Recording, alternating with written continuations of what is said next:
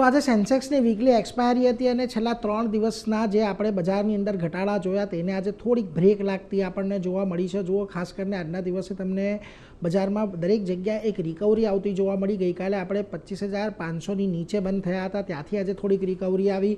આજે Nifty almost 1% જેટલો વધીને બંધ થયો, સેન્સેક્સમાં પણ 1% જેટલો ઉછાળો રહ્યો। બેંક નિફ્ટીમાં આજના દિવસે 0.5%ની તેજી આપણને જોવા મળી છે। જોકે અહીંયા સૌથી વધારે અંડર પરફોર્મન્સ આપણને રહેતું જોવા મળ્યું, એટલે એના પર એક ખાસ ફોકસ રાખવાનો। મિડ કેપ અને સ્મોલ કેપની અંદર પણ આજના દિવસે તમને થોડીક રિકવરી આવતી દેખાય છે।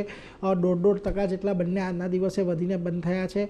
પરંતુ ખાસ કરીને તમે સેક્ટરની વાત કરશો આજના દિવસે તો કેપિટલ માર્કેટ શેર્સની અંદર એક સારી તમને તેજી જોવા મળી। આ ઉપરાંત ડિફેન્સ કાઉન્ટરમાં જો આજે ફરી પાછો એક પોઝિટિવ ક્લોઝિંગ આવતું હોય છે।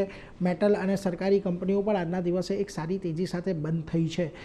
ખાસ કરીને એકમાત્ર આઈટી સેક્ટર એવું હતું કે જ્યાં આગળ દબાણ રહ્યું એટલે નિફ્ટીની પર આગળ વધ્યું તો સ્ટોક સ્પેસિફિક એક્શન આજે સારા રહ્યા, જેમાં Adani ports, Hindalco, call India, L&T આ બધી જગ્યાએ આપણને એક સારી ખરીદદારી આજના દિવસે જોવા મળી।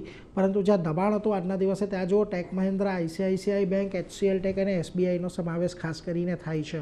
મિડકેપના ફ્રન્ટ પરથી આપણને જ્યાં તેજી જોવા મળી એમાં નાલ્કોનું કાઉન્ટર મહત્વનું હતું, ઓલમોસ્ટ 6%ની તેજી આવી।